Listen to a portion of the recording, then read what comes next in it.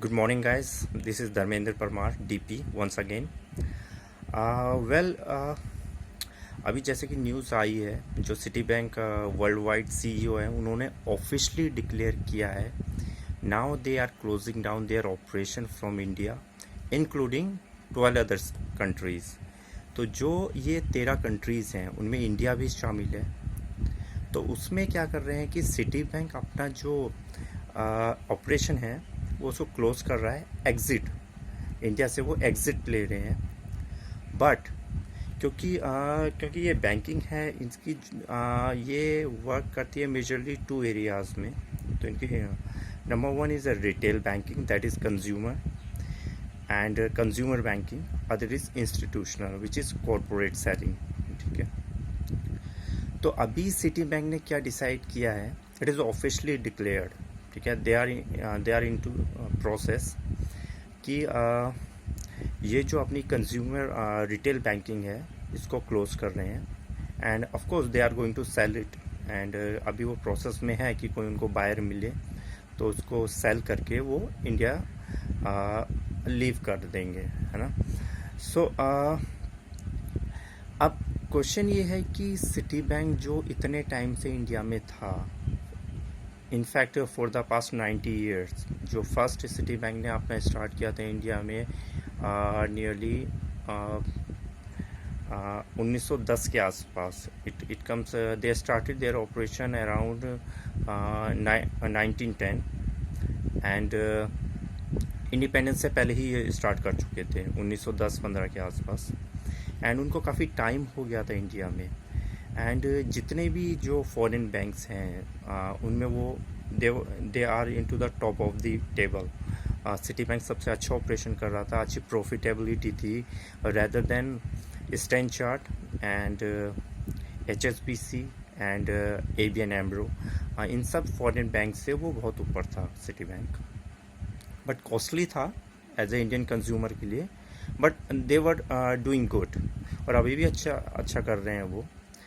In fact Citi Bank ही India में first banking system था जिन्होंने क्रेडिट कार्ड लॉन्च किया, ऑनलाइन बैंकिंग स्टार्ट की एंड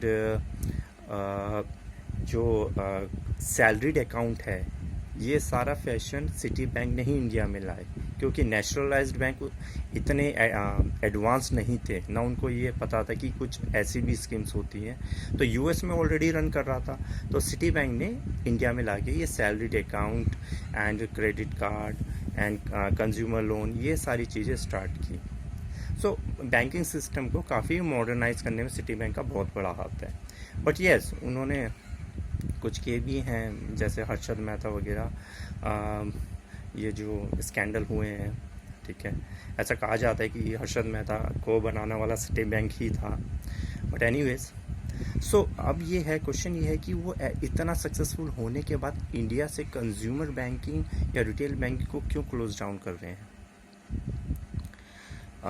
वेल मेरे पास एक जो मुझे लगता है, because see I tell you, एक बहुत कॉस्मेटिक, बहुत एक फैशन एंड कॉस्मेटिक ब्रांड है Revlon. It is also US based. So Revlon ने एक्वायर किया, एक्विजिशन, एक जो उनका कॉम्पिटिटर था एलिजाबेथ ऑर्डेन, या that is this is Elizabeth Arden. उसको उन्होंने एक्वायर किया $800 मिलियन में। 800 million is a huge amount, that is 1 million is equal to 7.5 crore. So 1 million $, equal to 7.5 crore, जो अभी का जो $, रेट चल रहा है, उस पर इन्होंने समथिंग $800 मिलियन में एक्वायर किया एलिजाबेथ ऑर्डेन को, रेवलॉन ने किया। बट इतनी बड़ी अमाउंट में एक्विजिशन के लिए काफ़ी investors, venture capitalist and angel investors, business corporates चाहिए होते हैं, क्योंकि बैंकिंग भी इतना खुद गारंटी नहीं लेता इतनी बड़ी मर्ज एंड एक्विजिशन के लिए। सो सारे इन्वेस्टर्स ने मिलके, बट उन्होंने कहा कि हम डायरेक्ट जो इन्वेस्टर्स थे उन्होंने कहा कि हम ट्रस्ट नहीं करते हैं रेवलॉन पे। तो बीच में हमें कोई ग्रांटेटर चाहिए, देन सिटी बैंक को एज ए मतलब बीच में इन द मिडिल, ठीक है, आप ये कह सकते हैं कि एक प्लेटफॉर्म बना सिटी बैंक, एक और भी मीन्स एक मिडिल एजेंट बना सिटी बैंक, ठीक है। तो इन्वेस्ट हुआ, गारंटी सिटी बैंक ले ली, 800 मिलियन रिलीज़ हुआ रेवलॉन को। रेवलॉन ने देन एक्वायर किया एलिजाबेथ आर्डेन को, which is a big brand US में। अब प्रॉफिटेबिलिटी तो ग्रो हुई रेवलॉन की, लेकिन जो लोन लिया था 800 मिलियन, वो एक सब कुछ एक फॉर्मेट होता है, ड्राफ्टिंग होती है, तो वो स्टेप बाय स्टेप रिलीज़ होना था। अब वो रिलीज़ हुआ, बट वो रिलीज़ ऐसा हुआ कि उसमें सिटी बैंक का 900 मिलियन रिलीज़ हो गया इन्वेस्टर्स को, जो ह्यूज अमाउंट था, और जो इंटरेस्ट के बाद भी एक्स्ट्रा था 800 मिलियन जो उन्होंने पे बैक करना था, वो 900 मिलियन हो गया। बट 900 मिलियन में अब जो इन्वेस्टर्स तो खुश हो गए, वो तो नाचने लग गए, बट यहाँ सिटी बैंक के लिए प्रॉब्लम हो गई। तो सिटी बैंक ने कहा भैया मुझे रिटर्न करो। उसमें से 500 मिलियन तो रिलीज़ हो गए, लेकिन जो कुछ पावरफुल थे वो उन्होंने नहीं रिटर्न किया। तो इसमें अब सिटी बैंक ने, इसमें रेवलॉन की कोई गलती नहीं है, ठीक है, उनका तो लीगलाइज्ड है, वो तो धीरे धीरे पेमेंट करेंगे। सिटी बैंक में ऐसा क्या हुआ कि 900 मिलियन चले गए। अब सिटी बैंक की जो टेक्नोलॉजी देख रहा है इंडिया में, वो है विप्रो। अब जो अमाउंट रिलीज होती है उसका बैंकिंग का एक प्रोसेस होता है, that is a 6I process. 6I process का मतलब है कि हर एक 6 लेवल होता है, तब एक अमाउंट रिलीज होती है। उसमें विप्रो क्योंकि टेक्नोलॉजी में था, वो अपलोड करते थे, ठीक है, क्या अमाउंट रिलीज़ होनी है। उसके बाद जो चेकिंग होती थी, फैक्ट्स चेकिंग, वो भी विप्रो करता था, बट जो अप्रूवल होती थी वो यूएस के सिटी बैंक से होती थी।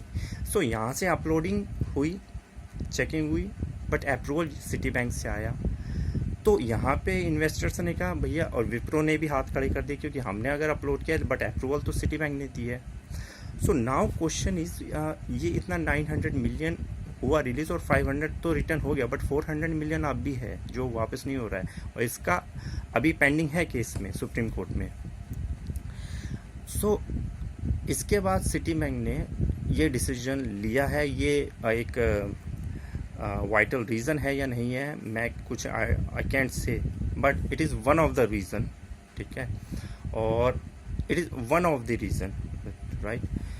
अब इसमें now they are selling retail banking, now they are searching कि कोई उनको बायर मिले जिसको वो हैंड ओवर करके आरबीआई की जो गाइडलाइंस है उनको फॉलो करके वो यहाँ से एग्जिट कर जाए इंडिया से, क्योंकि सिटी बैंक यूएस में already 4th number biggest bank है after Morgan Chase and Bank of America, Wells Fargo, then Citi bank. और नाउ अब सिटी बैंक 2021 में 3rd पोजीशन में आ गया है, वेल्स फार्गो नीचे आ गया है 4th पे।